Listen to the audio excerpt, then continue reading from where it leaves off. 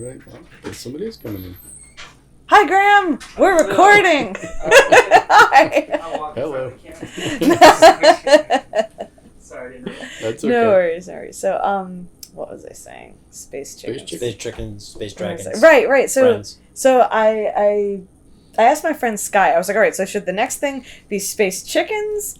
Or should it be space dragons? And she goes, "Oh, space chickens!" It was like, Sky's right. Yeah, Sky was totally right. And then immediately she was like, "Oh, there should be all these egg puns!" And she just like off the top of her head made like all these stupid puns. And I'm like, I'm getting a notebook, and I got out a notebook, and she's like, "Oh, put the sunny side shields up!" And like all these like ridiculous things. And like, oh my god! And it's like, Jet Ranger, I see that once again you have put all your eggs in one basket, stuff like that. And so I used all of those. It sounds like a German chicken. Yeah.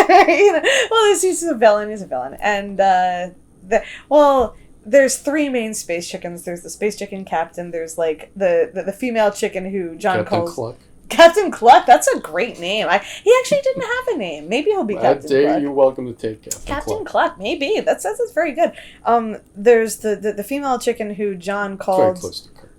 Oh yeah. Oh, but Captain Kirk's a good guy. Well, anyway, the people change. People change. There's the. You can be a baby face. You can be a bad guy. Oh no! Give him a goatee. A goatee. Yeah. Is that a bad guy thing? Yes. That's the evil Kirk. No. That's evil Spock. Evil Kirk looks exactly the same. Oh, that's right. Yeah. Evil Sulu has a scar. So go Captain Cluck. Yeah. Captain Cluck is a great name. Thank you for that. I may very well use that. The female chicken is the one John refers to her as the Mae West chicken. She's got like she has a roster of bodybuilding chickens around her. It's a male review. No, she's very like. She has large breasts. No, well. It's okay. It's a chicken. I can say chicken. that. Yeah. No, she's just like. I don't know, she has like a sassy way of standing. And the third chicken I kind of think of as like the Smee chicken because he kind of dresses like Smee. But yeah, like they don't have names, they're just like the space chickens. And yeah. So are they more piratey? Yes. Okay. They are the most ruthless pirates in space. That's exactly what they are. You should totally make her into a Mae West chicken and she has like these like roosters around in like skimpy outfits like she used to have the guys. Did Mae West do that? She had the review. She had the Mae West review, and all the bodybuilders would get jobs back then. There wasn't that many of them back then. Yeah, right. They would get jobs to be on the review. No, yeah. I only knew. That's how Mickey Hargitay, I think, met. Who was the blonde? Not Marilyn Monroe, but the other big. Jean Harlow? No. What year was this about? Is this like the 30s? This is in the in the 50s too. This is way after my time. But she Jane Mansfield. Jane Mansfield, yeah. Oh yeah. And I know her. Her daughter is in Law and Order. Oh. See, this is modern stuff. Mariska Hargitay. Yeah. Oh, yes. Wow. You guys know stuff. So if it wasn't for Mae West. If it wasn't for Mae West. You wouldn't have Law and Order. Mae West was the puppetry of that matchmaking. Maybe with the space chickens, God knows what's going to happen. Yeah, that is so funny. So Mae West had like a beefcake show in the 50s. And she used to tour, yeah. That is so funny. I only know her from like 30s stuff. And there's a couple of movies that she made. Oh yeah. No, I know her from like, what was it? I'm No Angel and My Little Chickadee and what's the one with Cary Grant where she doesn't actually say, "Why don't you come up and see me sometime?" She actually says like, "Why don't you come up sometime and see me?" Yeah, that's what she says. And if you're going to say it, that's the way you say it. Yeah. No, I love Mae West. I find her very funny. Do you know how, like, the reason why, like, leading became cool in Hollywood? Like, why? What do you mean by leaning? Like she'll lean against, like, like a mantle or something. She'll lean. It's because she couldn't sit down. She insisted on... No, she insisted on having her corsets so tight. Yeah, and she wanted them I would imagine you couldn't sit with it. She could not physically sit down, and so because you're filming for hours, it's exhausting. To rest, she would like do takes like draped up against something, and it became so cool. It's like, wow, like Mae West, she's so sexy. She's just leaning like she doesn't care, and all of a sudden like Dietrich is doing it, like everybody's doing it, and it was totally because she was exhausted. It's I love things like that. Yeah, but it's the same thing with sunglasses. Oh, really? Is Well, that like... because in the early days, they used, really early days, mercury vapor lights, and they were really harsh, and a lot of people went blind, What? including Raoul Walsh, because he went to direct them because you couldn't see anything. I did not know And- that. And What? so people started wearing sunglasses because those harsh lights would ruin your eyes.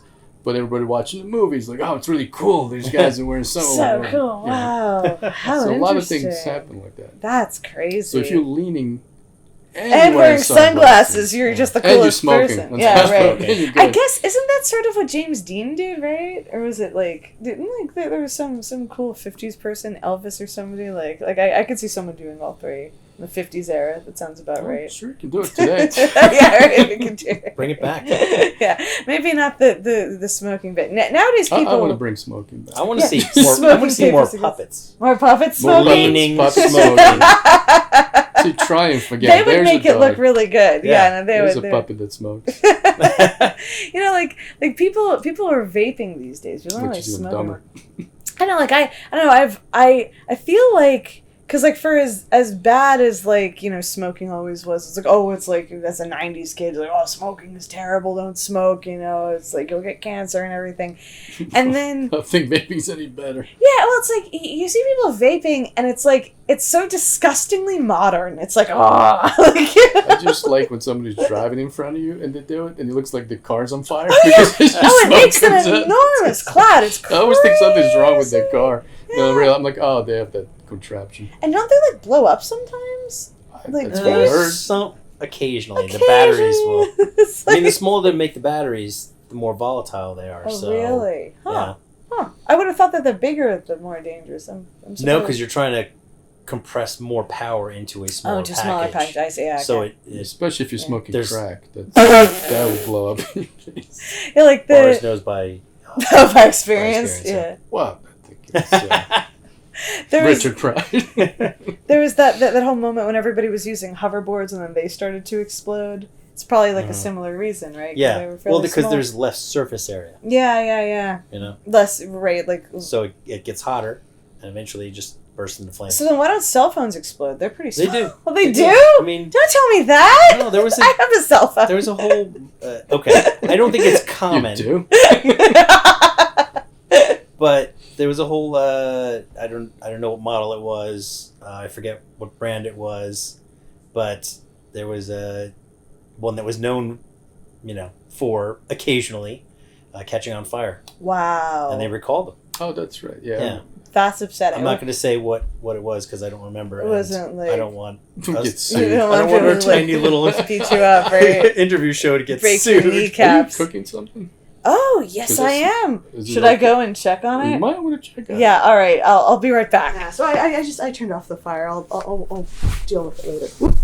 Sorry, did I ruin your shot? No, it's fine. I just cut stuff out. Sorry. I just smelled something. I'm like, I don't want to Thank burn the you house down. for mentioning that. I really Do you appreciate that. usually have the flames coming out of the kitchen? I don't know. Maybe that's what you do. I thought it was your cell phone. Oh no! Speaking of right. stuff burning and blowing Oh up, god! something smells like it's slightly burning. I don't know. You know, one of my favorite quotes is from it was like a Japanese Zen monk.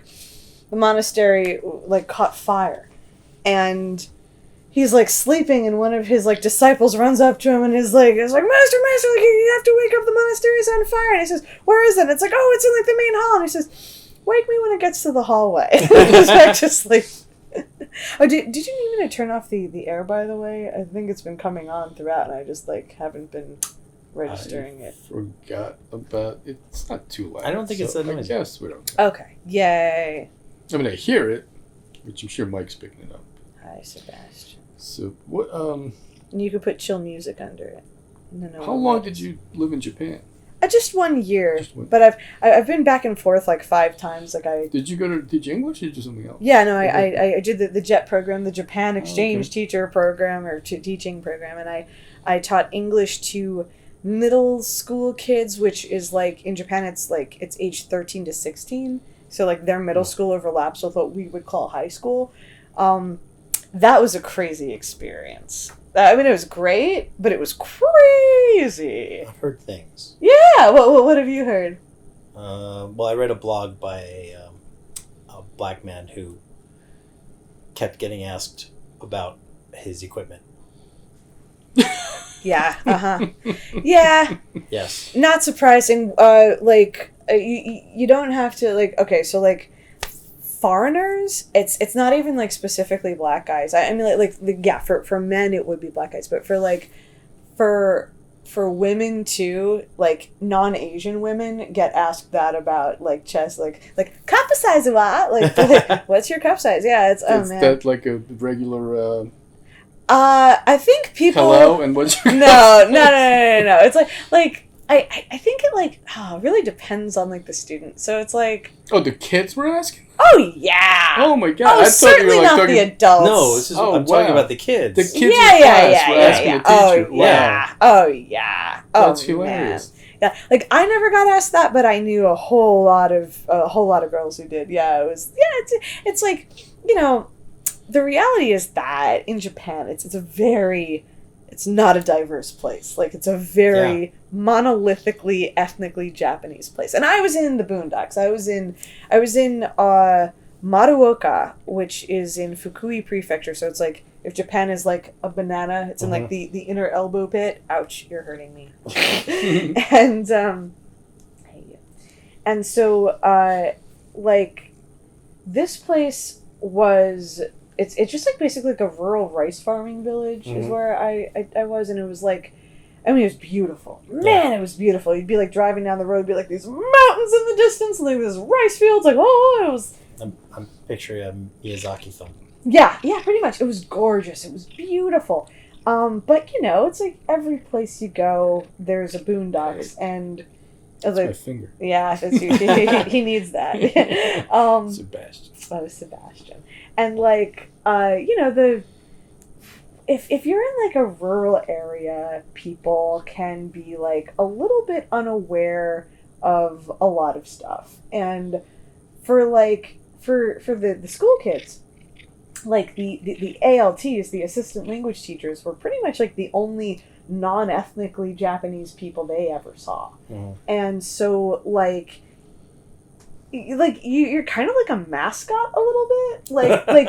It's not necessarily always fully understood by everyone that you're a human. I mean, some kids get it, and some kids do not. Yeah. And surprisingly, believe it or not, it was I found that the mentally challenged kids were a lot more likely to get that I was a person. I don't really know exactly why, but they got it. And then there were some kids. Whoa. I was at a problem school. Japan has this great habit of just sweeping its problems under the rug and denying that they exist. So the first few weeks I'm there, I'm this place is beautiful. Oh, it has the oldest castle in Japan still standing. That's how unimportant this place was. Nobody ever destroyed their castle. Wow. Maruoka-jo, it's beautiful. It was a 5-minute walk from my house. Yeah. You could go there. They had an amazing restaurant and the little Zen garden in front of the castle. Great place. But the boondocks, and so I had a very interesting experience that is all too rare for a white person in America. I got to be a racial minority. And it's you walk down the street and literally I had people lock their car doors. And dogs would... No offense, but I do that when I see you. Yeah, yeah, I'm so suspicious. Yeah. Dogs would bark their heads off at me. Oh, wow. Man, dogs were oh my god, it's a different looking person. I'm yeah, no, dogs are a little bit racist just by nature sometimes. It's true. It's they're very tribal. Yeah, it's you don't look like my people, it's I'm in the Japanese person tribe, and so, and then they're yeah, it's true, it's what they do. There's that. How about their cats? Their cats were fun. I didn't really interact with many cats, cats are very quiet, comparatively speaking. They're not as racist as the dogs. Maybe not, or maybe they just don't have time for humans those. That's probably it's probably it too. And salamanders. I don't think I interacted with any salamanders the entire time I was in Japan. That's kind of hard to believe, right? Yeah, no, I didn't. But so I was most of the time it was just people sort of looking at you oh whoa, it's a foreigner. like on rare occasion it's like nice. It's like, oh, like can we have a picture? Like, oh, it's like foreigner, yay! It's like as if you're like a Mickey Mouse mascot walking around, you know. And sometimes it was bad. Very rarely. I was there for a year. This only happened like, you know, twice. Where like I got kicked out of a shop one time, like for no reason. It was like for not being Japanese. It was like I was at like a garden supply store. There was a hat on a shelf. I asked in Japanese, like, oh, excuse me, how much is this? And the guy goes, that's not for sale, get out of my store. And I was like, whoa, you know. And wow. yeah. And then there's another really weird time when I was denied service at a post office. Not like an official Japanese post office, like a shipping company. It was the Yamato Shipping Company, which is usually a great shipping company, and I've had so many good experiences with them, but there was this one lady in rural Maruoka. It's like I go there, and at this point, I could speak and understand Japanese, like, very, very well. And I was with my neighbor who was just gonna, like, help back me up with, like, translation. And so he goes there, and he's like, what's it go? Like, you know, like, the Honorable Gaijin-sama, like, you know, like, the Honorable Foreigner wants to ship her belongings back home to the United States. Like, can you tell us what the rates are like? And she's like, wakaranai, which is like, I don't know. And then he's like... but surely this is a shipping company and you must have some kind of a printout with the rates of shipping and box sizes and whatnot. Wakara. And he was like, and I could see him like beginning to like sweat and panic because it's like every like liberal Japanese person's nightmare to have a foreigner see like the racist bad underbelly of like Japan, and he's like, ugh! And so then like we leave eventually, and I'm like, man, she was really weird, and he's like, but it's okay, and I'm like no, I think that she was, and like we actually had kind of an argument about it. I was if like, it's okay or not.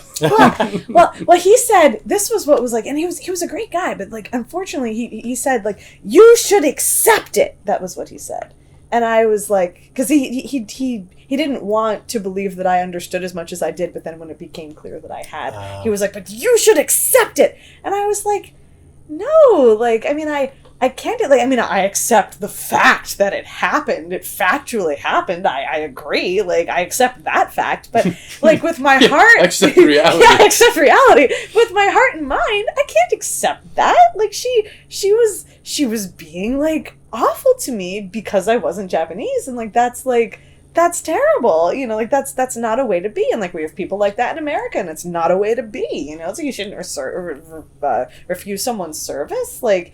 Just like especially if you're an international shipping company, it's like, what the hell? It's like, who are you doing business with? You're doing business with foreigners. Maybe she was new that day. I hope so, yeah. But she was too embarrassed to say. No. She had like a face on. You could tell that she knew. Yeah, no, but yeah. So like that kind of shit happened. But on the other hand, I mean, it was like the Wizard of Oz or like Back to the Future, where like you first go there and it's like this beautiful place, and then you find out that there's like a wicked witch or like a jock who's like, you know, gonna like rape your mom or something, and you're like, oh wow, like this place has problems I didn't expect, you know, and it's just like, well, that's every place. Yeah, that's every place. Yeah, right. Maybe not those specific problems. That's why when people go as tourists somewhere and they're like, oh, I can move here. I'm like, it's like, you're there for a week, you don't know anything. Right, right. Live there for like a year before you really know. Yeah, you really, and like, so, but, and I made two really, really good friends who sort of became like surrogate parents. They were the Korean Japanese couple who owned the local yakiniku Korean barbecue restaurant, Chance and Choja. They were there with me through thick and thin. They stayed up till like 1,000,000 because they had like a late night business, and I would stay up till like 1,000,000 just chatting with them. And I really do credit them with like teaching me Japanese. Like they're a large part of the reason why I got conversational. It's also part of the reason why I only really know like informal Japanese, because there's several different, like, it's so weird, like there's different verb endings depending on how polite you want to be, and I talk very casually because that's like how I was talking with like my friends. And so like if you have like a formal board meeting, I have no idea what anyone said, but if you're like kids on a street corner, I could probably tell you what people said. they were great. Like I went through like a lot of really crazy stuff. That like the year in Japan was the year that my mom went crazy. Like do you It's a good coincidence. It is, yeah. It was timing. like so my mom has borderline personality disorder and like was always like emotionally abusive behind closed doors, but when I went to Japan, she like I guess I didn't realize how much I was like sort of grounding her psychologically, and when I removed myself, I think she was like, oh man, I better make as many bad decisions as I can as fast as possible. And she like ran off and like found some guy, and they got engaged like within like a couple months of knowing each other. He proposed to her with like a ring that he made out of a quarter, and for some reason she said yes, and then they like got married without telling me, like having only known each other for like I think it was like when if they started dating in November and they got married in February, right? So way too fast, basically. Way too fast for like someone who you've just met. And it's like, oh man, it was so nuts. Like we later learned, you know, she abandoned the house overnight, wouldn't tell anybody where she went. The mail starts getting forwarded to my godmother, where, like, that's when we learned that, like, she was only pretending to have been paying the bills, and the house was in foreclosure, and, like, everything was, like, 6 months worth of, like, not being paid, and, like, Sky, you know, who had been my roommate here, was paying her, like, monthly rent, and she was apparently just pocketing it, not using, you know, and she stole my car. I had this lovely Corvette, and she took it. But like legally, there's nothing I can do about that, because before I left, she very cleverly asked me to put the title in her name. She said at the time for tax reasons. Now I'm old enough to know that makes no sense. Like nothing about having a car title in your name. And she neglected like the other cat who we had, to the point of like it just like she forgot to let it in, and we found it dead. Like it's just she stopped playing the human game, and she started like you know losing it. And last I heard from her is that she bought an abandoned train station with her now husband, and like we're fixing it up to live in. So yeah, that's like that's like the crazy shit. And that all happened while I was in Japan. So you can't even deal with it because you're not even in the same continent. Oh man, but it was like it was an emotional roller coaster, and Chance and Choja were there for me. Like night after night, I would go there and I would like tell them like, oh my god, like you know, my mom got married without telling me, or like and like crazy shit. And they were like so there for me. They were like solid like a rock, you know, and thank God I had like their American equivalents over here, my godparents, who like Aunt Lois and Uncle Harvey, when they found out what my mom was doing, they're like, oh my god, and like they're the reason why we're in this house right now. They sailed in and like took care of the bills. Like they found out like 2 days before the bank seized the house, you know, and so like they saved my life. They like it's like Superman catching Lois Lane, like, you know, they totally they were the best. And they wrote this, Aunt Lois wrote this amazing letter to my mother being like, where are your maternal instincts? What the hell are you doing? And like my mom replied with this crazy like, everything I did for Cordelia's benefit. Like hard to explain that one, but yeah that's well, when I take someone's car. Yeah, right. Like I tell them it's right. Yeah, man. That's great. I insane. knew stuff went bad, and I didn't know that it went that far. Oh, it went quite far. It went, yeah. And it's like, and this, like, keep in mind, this was like my mom. This was like someone who, like, I thought I, you know, could trust. Like, intrinsically. You would think if you can't trust your own mother, who can you trust? Yeah, but, like, you know, apparently. Anyway, so that was like all going on while I was in Japan. So my year in Japan was very unusual. I think. Yeah, I would imagine that put a lot of extra stress on top of being in another place. Yeah. It was like it's weird how time works, because like in my head that was like a week or 10,000 years, like at the same time. It was like it was like so much time, but it also was just like flew by. It was like it's hard to really like explain that, but it's like because I was learning, and I think that like when your brain is learning, it feels like time is slower. Like remember how long school used to take, and like summer used to be, and the summer would fly by, right? Yeah. So did your mom take your car before the lady insulted you in the shipping place? Yes. So you had a perfect cover. You should have said, look, lady, I don't care where you're saying, my mother just stole my car. You just go in with all this stuff. I don't care what you're saying. Then she'll probably just run out. Like, God damn, Americans are crazy. I'm not messing. Pretty much, yeah. No, but like there were lots of people who were cool. Like, don't get me wrong. And the closer to the cities that you got, the more of them there were. Like I would ride the train into like Osaka or like something to go to like the U.S. consulate to like drop off a document or whatever, and like people like just wouldn't notice me in the crowd, and it was assumed that I was a human, and everyone understood that. And it was fine. And then because we always remember one negative thing. Right. Like, that's what sticks out. Yeah. You can have a million people be nice to you. Right. One lady at the shipping place is nasty. Right. That's what you remember. Exactly. You know, and like by and large, Japan is like so nice to foreigners. Like, you know, and at least in their face.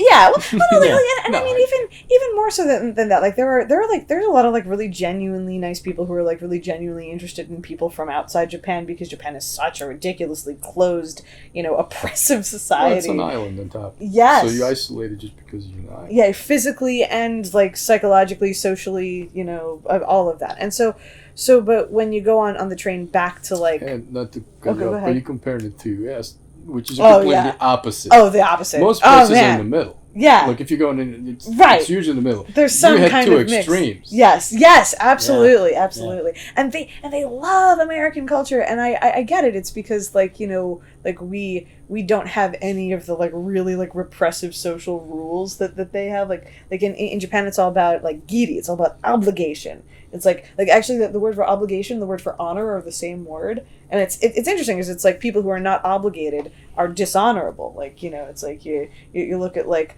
politicians who don't think that they like owe the people anything. You know, it's like that's a lack of honor. You know, and so it's like that's a part of why like Japan's social systems are so nice. They have a wonderful socialized medicine system. I was in the hospital. I only paid $12. Like they're like. I have to wonder if the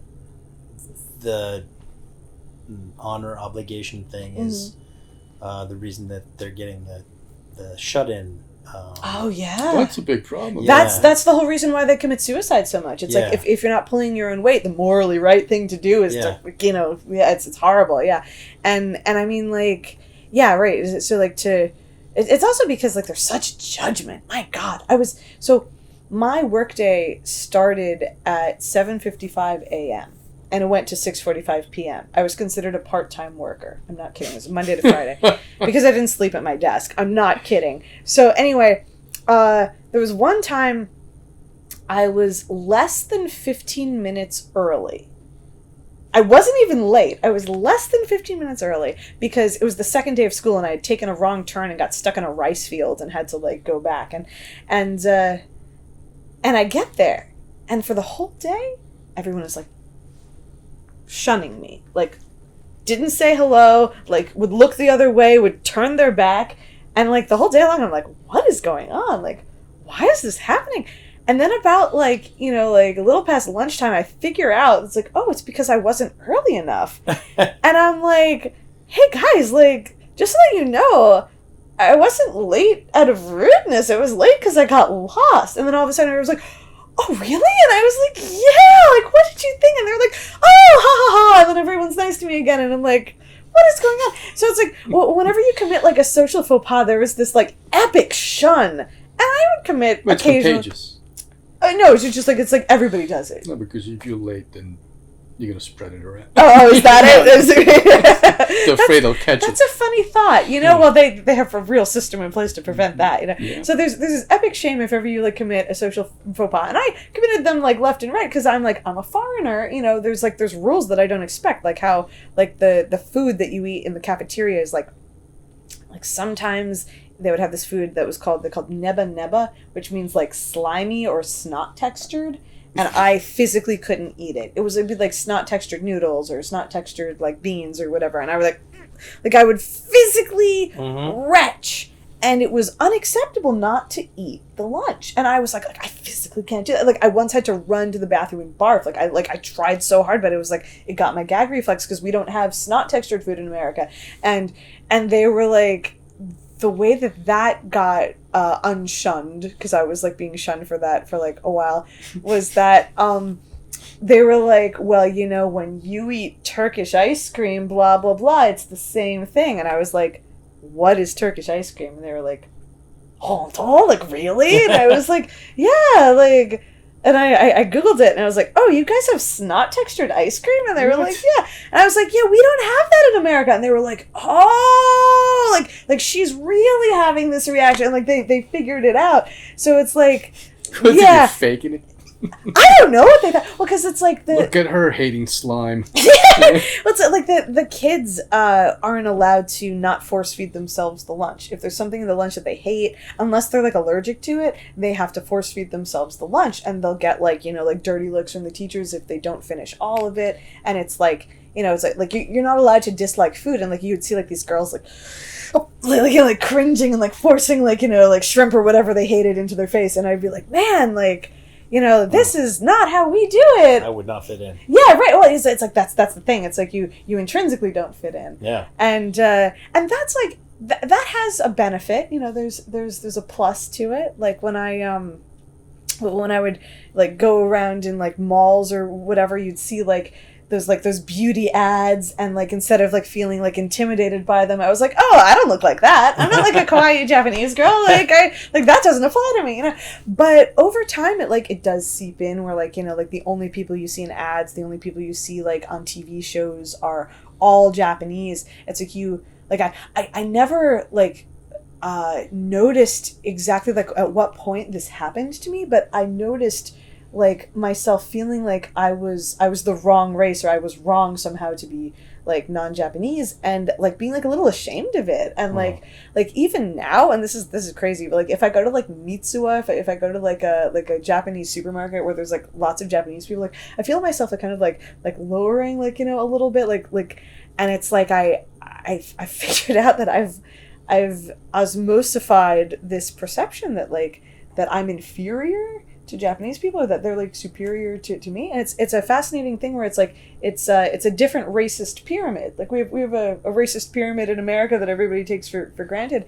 There's a racist pyramid in Japan that's different, and maybe there's a lot of other countries where they have different racist pyramids, but it was like no, maybe you should just not give a F. Yeah, right. Well, no, obviously not, but it's just like it's a fascinating thing, because I got to experience something like they talk about like inclusion in movies, and like why it's important to have like like black people in like hero roles, like in the movie like Black Panther is like the first time that we like really got to see that. And it's like yeah, it's like I get it, because if you don't have that, you totally like build this sort of like a subconscious, unconscious belief that you're somehow wrong to be like whatever you are. It's like, Kevin, we should have more short people in the NBA. Yeah! or maybe we shouldn't design sports that are specifically for a certain kind of physical body. Maybe we should design sports that are good for everybody. I don't know. Because I'm a good nose picker, so that should be championship element. It's because you got the nose for it, Boris. There you go, see? Well, there are stupider sports, right? Well, not stupider. There everything are is silly if you really break it down. Yeah, they're like, ping pong is like an Olympic sport now, right? It's like, man, I mean, great. I guess it takes some stamina or something. I don't know. I think it does. It's like speed and reflexes. I don't understand curling still.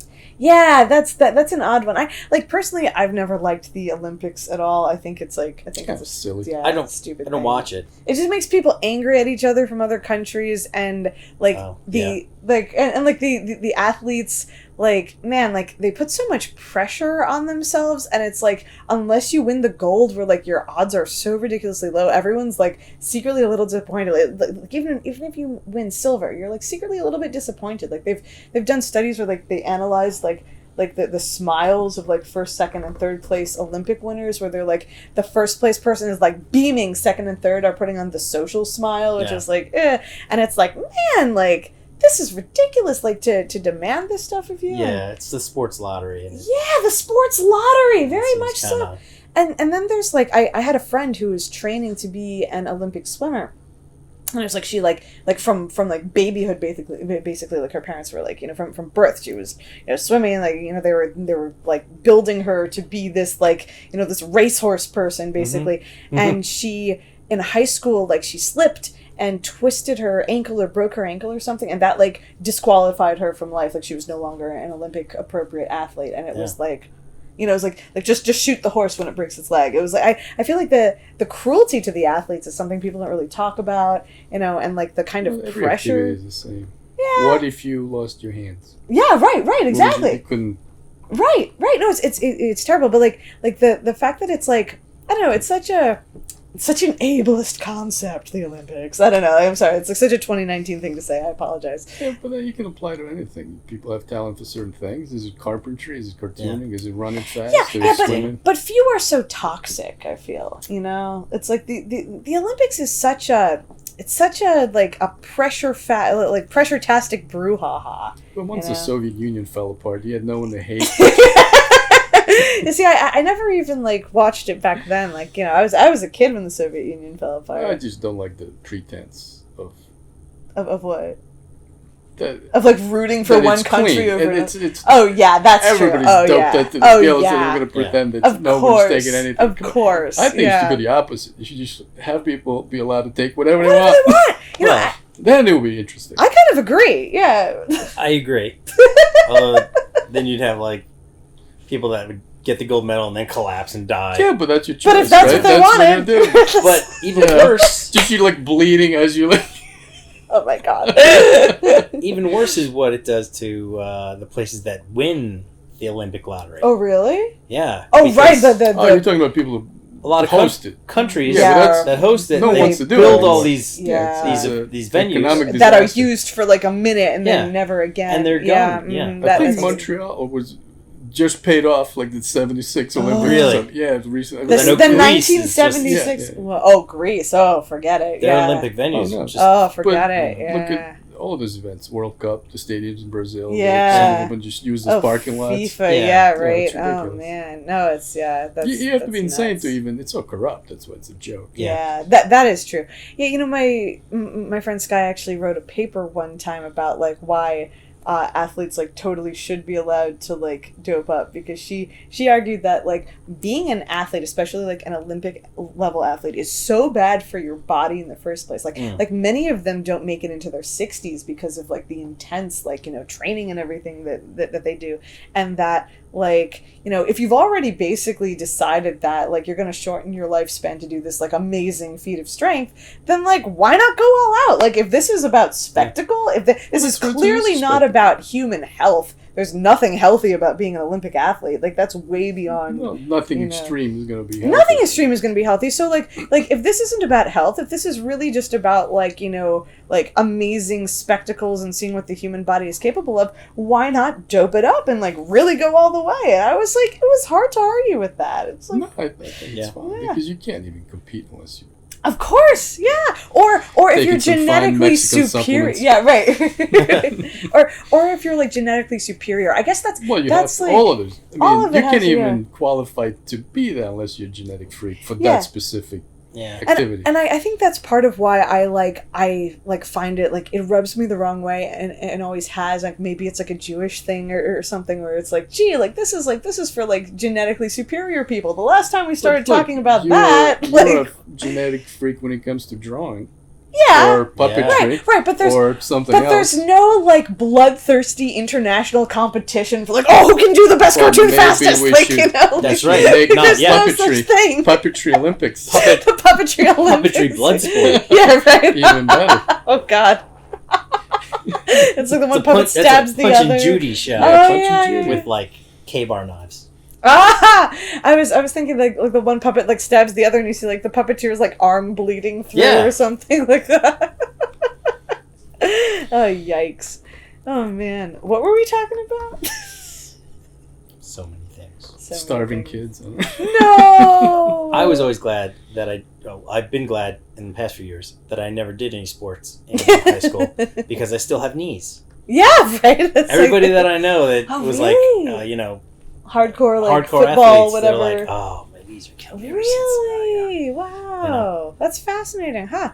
Yeah, like I was in like the marching band. That was like it was the most athletic thing I ever did. And then in college, I was on like the NYU women's saber fencing team, and like the physical for that team was a joke. Let me tell you exactly what it was. You blink twice. Right. Pretty much, it was like I go in and like the guy's like, okay, so can you like rotate your arms? And I was like this, and he's like, yep, okay, now can you like walk 2 paces? And I'm like this, and yep, okay, you passed the physical. And I was like, you're joking. And he was like, no. I was like, that's it. It was like, I was expecting them to like, I don't know, like make me like, like jog or something and like see my heart rate or whatever. And it was like, yeah, that was insane. That was, and I wasn't an athlete at all. I just really liked saber fencing. I was on like I was in the saber fencing like class, and one of the coaches was like, hey, like why don't you try it for the team? And I was like, oh, I don't know, I'm not an athlete. And he was like, oh, I'm gonna try it.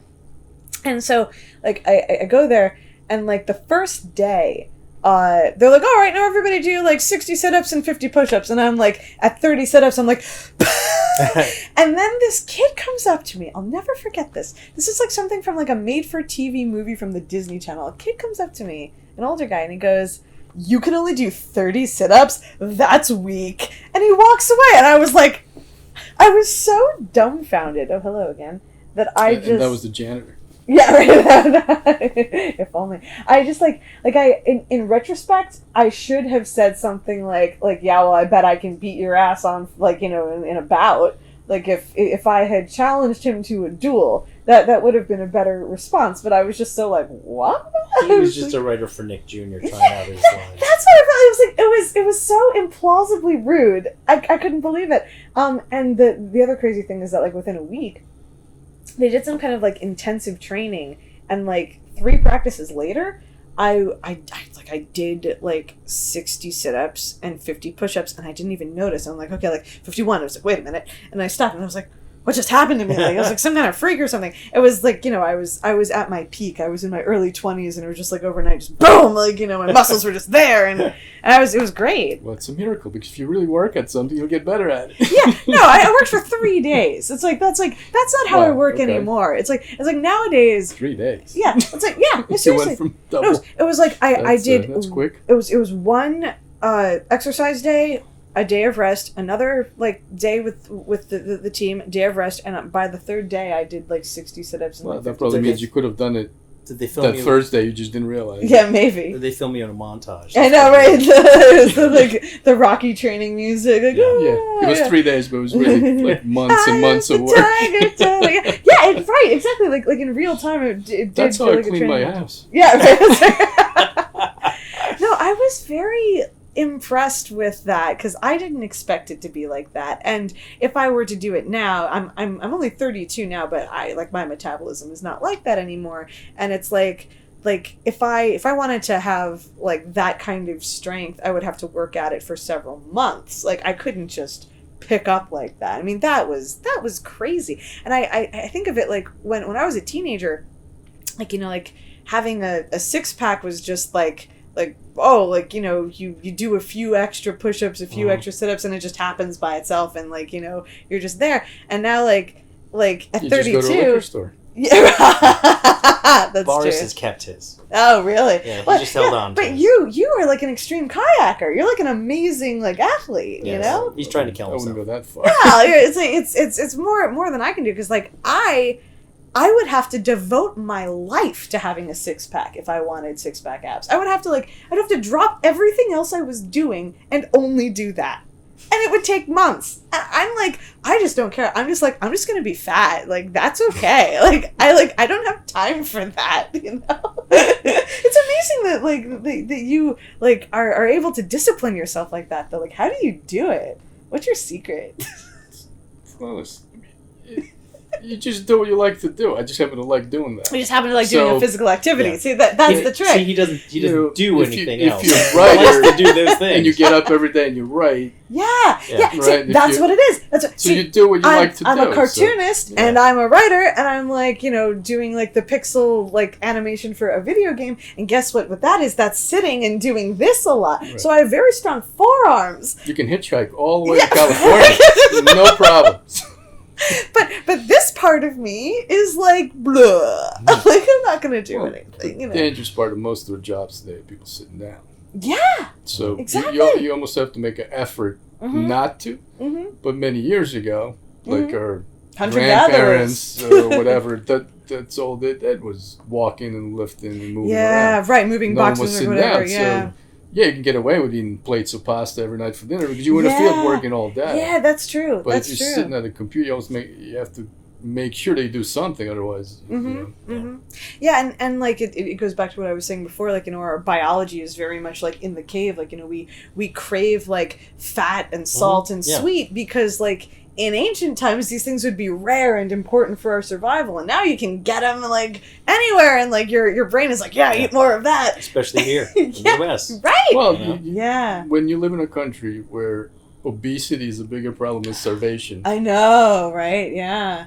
And might be funny to you. What? But obviously I didn't grow up in the U.S. Yeah. So when me and my brother first came to visit, before I even moved here, I was probably 12 or 13, and we were looking at all the people around, and this is back probably early 80s when I just came to visit as a little kid. Back when people were even skinnier. Yeah, not today. I probably would have had heart. I was amazed when I found out that in the U.S. there were fat people who were poor.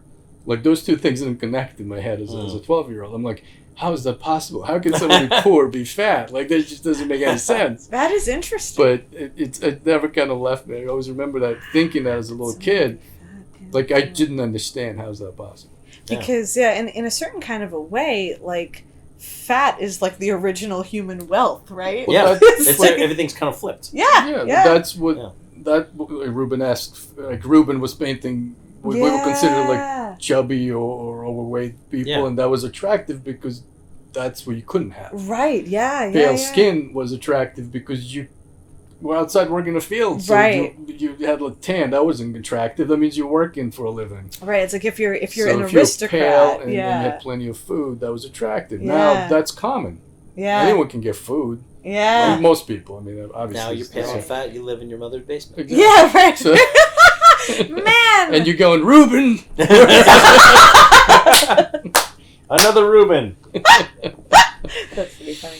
Oh man! Yeah, so imagine cool. if you could actually get some of the people today and send them back, they'd be like complaining that Reuben is not painting enough thin people. Yeah, or how come you only painting this type of bodies? Or those people could go back in time and be like the most attractive people around. That's you know? right. So all we need is a time machine. Yeah. See, now we solved all the world's problems, because if we only had a time machine, you could just go to a time period where you were considered attractive, and you stay there. Like Giselle Bundchen would be like, shit, look at this disgusting skinny bra. Just get her a sandwich, or a Rocco lamb or something.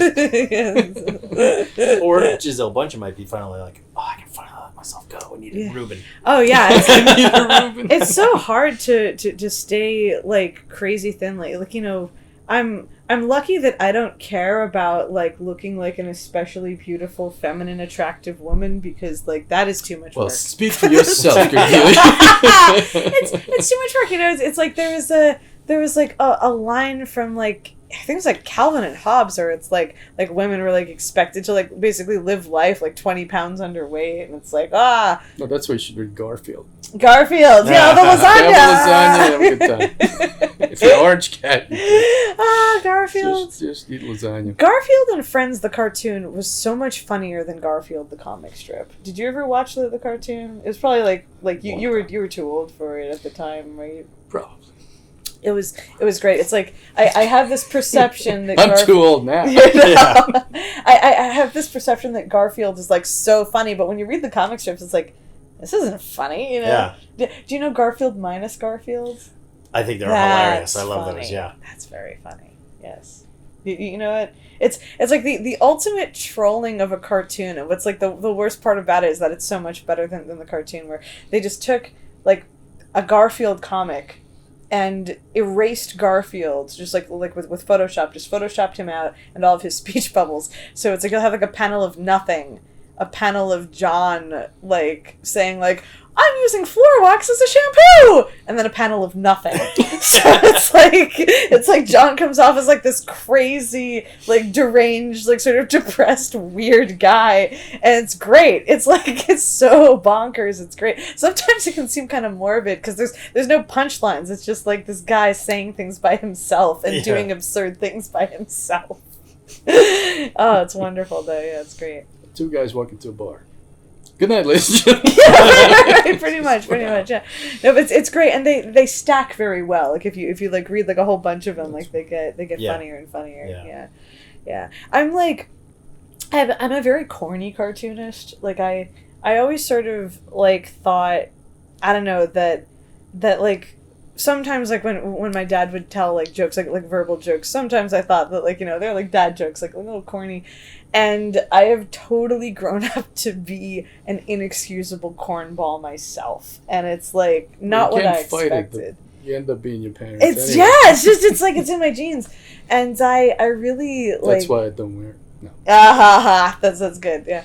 I really do like, you know, making the comic like that I'm drawing like appropriate for kids and also like funny and silly, but like it's definitely not like intelligent adult humor. Like for sure it is like specifically meant for kids, and I'm proud that I can like do that like decently. That's hard. Yeah. Actually. Well, it's easy. It's easy if you're already You're like bent towards that way. Yeah, right. Exactly. yeah. No, but I don't know. Like it started out. My first Jet Renegade comic, which was not for like the Montclair local paper, was it was a friend of mine had written a play. It was an off-Broadway play in Manhattan that was like about like background characters in a comic book from the 50s. And he asked me to make like the comic book that they were from to hand out with the playbill. And I was like, oh, like that's great. And I dug up like an old design for like a Power Ranger looking hero who had like a sort of like a fin blade, gave it like Rocketeer sort of jetpack tanks, and called it Captain Jet Renegade. And the first one was like sort of political. It was making fun of like Cold War fear propaganda, and it was like the evil like communist Neptunians. Oh no, Sebastian, you wanna contribute? I think he likes you. No. Neptunian comment. Very vocal. Yeah, they were like the communist Neptunians who were going to steal the heart of the planet and bring space capitalism to its knees, and it was like ridiculous, and that I listened to a whole lot of Fool's Paradise for. I listened to a whole lot of like really bad 50s rock and roll to like, you know, get my brain in the groove. I don't think he likes any of these. Not a fan of the story. Sorry, Sebastian. It's true. Hates Neptunian comics. He hates Neptunian comics. They're the worst ones. Yeah. And it was ostensibly supposed to be a comic from like 1955, and so like I drew it like, you know, in a really square kind of style, and it was great, and I liked it so much that I was like, man, like it's too bad I can't do anything with this character. So then when I was given total free reign with absolutely no supervision, that was like what I used. And I think that's part of why I was like so cautious at first was, are you getting mad? If you're getting mad, maybe you should get up. Don't be mad. You should leave. Come on. Go play with the salamander. Come here, you. Go. This way. He can stay. He's not gonna leave. All right. He has the microphone, but... You know. Sebastian's the secret star of this. Why are you so weird, Sebastian? Just be a cat. Just be a cat. That is being a cat. So, what was I saying? Yeah, so because like my first one had been like, you know, political and like campy and 50s, but like, you know, making fun of like the Cold War and like having like sort of like adult intellectual sort of humor in it. I think that's part of why I was so cautious about not making it like, you know, too adult or too offensive, and I went way too far in the opposite direction. And it wasn't until Sky brought out like the idea that the space chickens should be full of like really stupid puns that I like, that was when I got it. I was like, oh right, like they should be like unabashedly as stupid as possible, like sort of like the Adam West Batman. Like that's the sort of, I guess, my inspiration for how silly to make it. And like I'm always asking them, because they once sent me 3 months after it was sent to them, they forwarded to me a fan letter, and this was like the first and so far only fan letter that I ever got. And it was really nice. It was a little girl named Mina, and her great-grandmother, she goes to visit her, and they read all the backlog of Jet Renegade that's happened, like, while she was in school. She sees her in, like, the summer and in, like, the Christmas break. And they're, like, going through all of it. And apparently they hadn't started at the beginning, so they didn't know if Jet Renegade was, like, a boy or a girl. Like, Jet Renegade from the outside looks like a Power Ranger, and you can't tell. And that's part of why I wanted it to look gender neutral, so that both boys and girls would identify with it, but sort of like Samus Aran style, inside the helmet is totally a caricature of myself. So it's me. Yes, I'm secretly Jet Renegade. But now you give it up. No, spoilers. Well, it happens it's been going on back and forth for some time. The character's name is Kit Morgan, but it's based on me, and I was like, they obviously didn't see the earlier ones where you see how she turns into Jet Renegade, and but when in costume I imagine Jet Renegade talking like this because it's funnier, you know, so it's sounds like a male superhero from the 50s from the outside in costume, but is actually just me, which is sort of what the whole universe is. It's it looks like something that's actually just me, and this little girl Mina wrote in crayon on a piece of construction paper with backwards letters and everything, classic child beautiful. Hey, that's how I write. Come on. It was adorable, and it was is Jet Renegade a boy or a girl? ? But it was all over the page, and and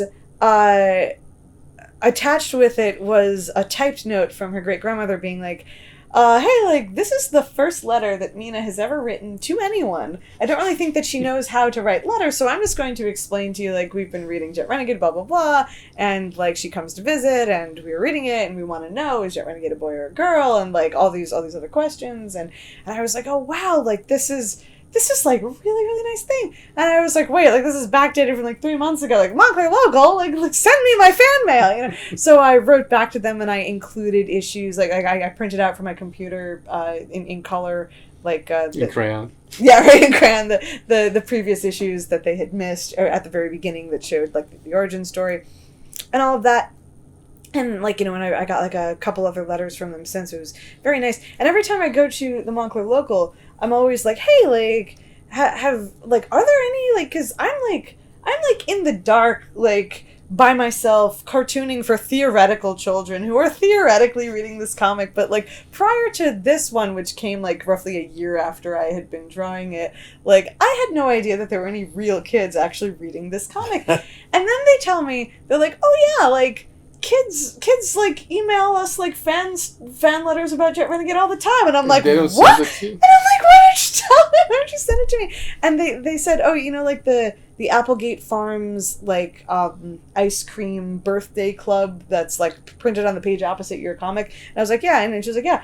Almost all the time, those kids who are printed there, when they write in to say, oh, my birthday's coming up, they'll say something nice about the comic, oh, I really love Jet Renegade, blah, blah, blah. And I'm oh, so all those kids that I've been seeing, week after week are, my fans? And they're yeah, pretty much. And I was oh, I thought they were just in it for, the ice cream coupons and the fame, I had no idea. So, I'm in it just for the ice cream coupons. I mean, I would be in it for the ice cream coupons, I'm not going to turn it down. I'm not going to turn it down. But, yeah, so apparently, I do have, a secret fan base. I still wish that they would forward me, exactly what kids say. I want to be in touch with my fan base. They should send you. Yeah. When you do stuff with the library, why don't you have a signing? Put them together. Print you a little Jet Renegade collection. Fan club. And do a little fan club signing. That's very smart. smart. I think Jet Renegade should have a fan club. Oh, that's very smart. Self-publish yourself a little book compendium. The kids don't have money, but you can, the kids don't have. But parents do. If I can, self-publishing is so big these days. That's a great idea, actually. And you're at the library anyway. That's where it comes. You do a puppet show, and guess what? Jet Renegade is also a puppeteer.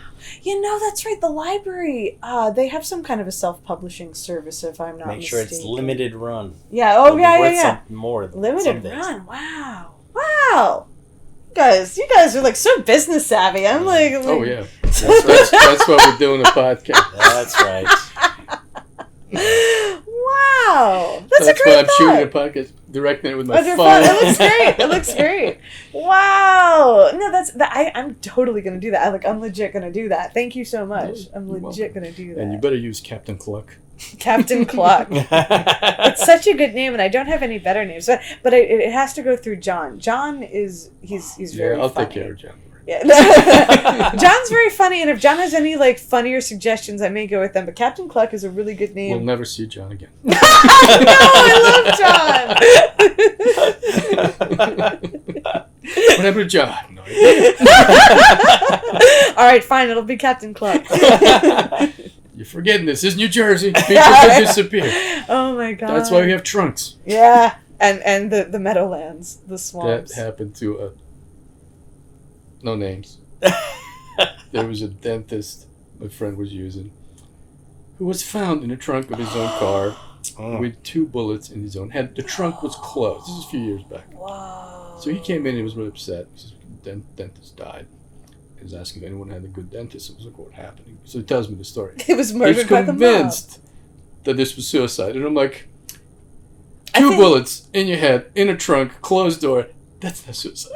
I think he might have murdered his dentist. Because who would believe that? That's that it was a insane. mob hit, and Obviously. this guy owned some gambling, hundreds of thousands of dollars that he wasn't paying, and eventually they just suicided him. Wow. So, Yeah, but no, the fact 2 that- bullets that- in the head? How would you even do that? Obviously my friend not. is so naive that thought Yeah. this was a suicide. We were just always just bust out laughing. We were all sitting there having a coffee and breakfast, and he came and told that story. And Is it your was friend just- not from New Jersey? Sadly, he is. Oh, then that's hard to explain. But he's the nicest, He's a very most, naive guy. You get all types. Yeah, I guess so. We Wow. just looked at him like, you can't possibly believe this. That is bizarre. Yeah, because, man, first of all, being from Jersey, mob stuff happens all the time. He also doesn't think mobs are real. He doesn't And he's think upset- mobs he was are upset. real. Why His not? dear friend is the nicest guy I know. Well, literally, one of the nicest, most genuine people you know. But he was upset with Sopranos. Upset with it? Well, Why? because mob it doesn't existed. exist. Because he thought it was a conspiracy Yes, to theory, show- and this was perpetuating the Yes, conspiracy? absolutely, yes. For real? He doesn't believe the mob exists. What about Al Capone and real gangsters there's who no have such been thing. put in jail? They're just showing Italians in bed light. Oh, is that what it is? Oh boy. I see. Well, He's genuinely one of the nicest people. That is so so weird. nice. Because most Italian people who I know are semi proud of the mob. It's they think it's cool. No. But I He's mean, one of those it's people that were upset with Sopranos. that is so weird. Huh. That is so weird. That is so weird. I've never really known anybody outside of politics to be so convinced of a demonstrably true thing existing. That is bizarre. That is so bizarre. Oh. Do I know this guy? No. Oh, okay. That's too bad. And you will love him if you meet him. He's the I'm nicest sure. person in the world. Wow. Yeah, doesn't believe in the mob. I can't get over that. I can't get over that. Wow. No comment. Does he believe in mobs in other countries, say the Japanese mob, the Yakuza? I don't ever discuss You should ask him. You should ask him. Yeah. Is he Or like the a Russian mob. right? Is he a total mob agnostic, or is he is it Yeah, specific I to never America? discussed that. Yeah. It was just funny enough not to realize that this wasn't a suicide. Yeah. Wow. It's like, okay, I missed. Let me do it another time. I'm going to close the trunk on myself just not to upset anyone. Wait, I gotta hide the gun first. I mean, the whole idea of his description of this event was, I'm like, oh my god. I shouldn't be laughing. It's a murder, but man, that is ridiculous. So was the car found in the swamp? Because that's the icing on the cake to me. This Bet was you it was probably. a diner parking lot. Yeah, that's in the. Well, you could probably Oh, look this man. up because it was about 10 years ago, and it was in the papers. Do you know about the TikTok diner? Oh yeah, the attempted that's a murder famous diner. one. Yeah, that was silly. That was. It's a great one. Do you know what it was? I don't know that one. That was like uncle. I mean, the nephew trying to kill uncle. Yeah, it was like so it's owned, I think, by like a Greek family. Like, you know, it's like a traditional like Greek diner. It's a very good diner. I don't believe in Greek diners. It's a very good diner that is affectionately known among me and my friends and several other people around here as the attempted murder diner because of this this incident where, like, yeah, it was like some relation, like a nephew. Well, it was or all something. about the money. Yeah, like he tried to hire a hitman to murder his uncle, or to beat him up, torture him until they give him the combination of like the safe, steal the payroll money and then kill him. Only problem was the hitman he hired was an undercover cop. That seems to be the case every single time. It's Yeah. so Because good. I when love it. Go It's a to lot, yeah. Craigslist on the hitman.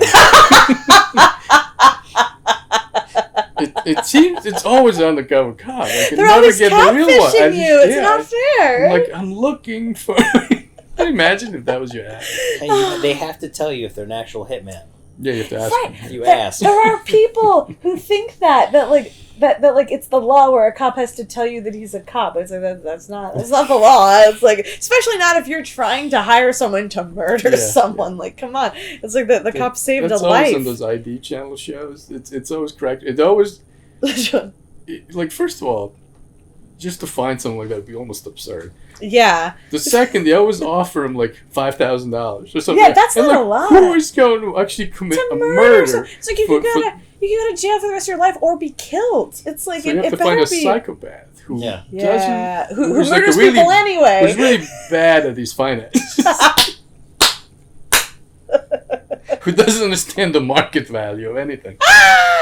The best would be like, I guess, like a serial killer, like somebody who's regularly murdering people anyway, and like, Yeah, you but know, those this people is just usually sort do of it. That's more like a fiction. Shouldn't advertise it. Unless your victim fits their. You don't Right, put that their on your profile. resume. Yeah. But there's got to be a victim for everyone, right? It's like there's got to be like a serial killer who No, only like kills a middle-aged guy. No, I a lot don't of serial think so. killers are not going for that. they're only into like young, They sexy want- people. They want the young. Yeah, they discriminate.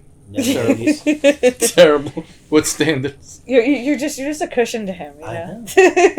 So we're at 2 hours and 16 Okay, minutes. So great. Well, is there anything else you wanted to do before you wrap it up? No, we could probably wrap up unless you have something you want to mention. Nothing I can really think of. Well, you do the puppet shows and stuff. Should I bust out a puppet for like an ending thing? Should I go get one? Yeah, go get one. Yeah, Alright, yeah. I want to see one. So before we wrap it up, I'm going to show the puppet. Maybe we should And have that's interviewed you what- and the puppet. What's the... Yeah, we should have done Hi, it. hi there, And the puppet's name is what? Lizzie Lou. I usually go like, "Hey everybody, it's puppet time! Yay!" Or I'll be like, "The end! Yay!" That's my thing. So should I say it? You just did. Oh. Oh, you can. Oh, yeah, the ending. Sure, Okay, go ready? ahead. Let's close the show with puppet. The end! Yay! How's that? Excellent. Okay. Thank you very much. Yeah, she's like...